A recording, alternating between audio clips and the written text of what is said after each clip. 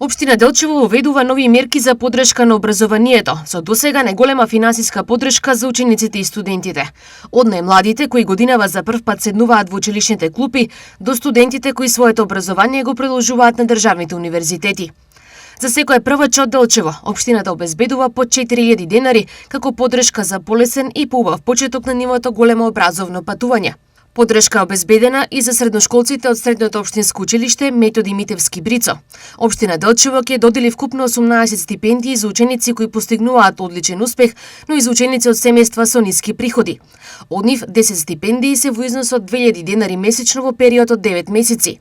8 стипендии се во износ од 2500 денари месечно, а обезбедена и една стипендија од 1500 денари месечно за ученик со попреченост во развојот. Општината обезбедува поддршка и за студентите. Предвидени се 4 студентски стипендии за студенти кои студираат на државните универзитети.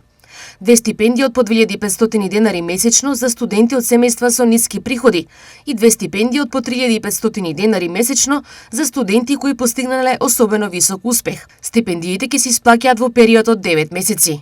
Нашата цел е младите од Делчево да знаат дека нивниот труд, талент и знаење се препознаваат и се вреднуваат. Затоа вложуваме во нив уште од првиот училишен ден, па се до студентските клупи.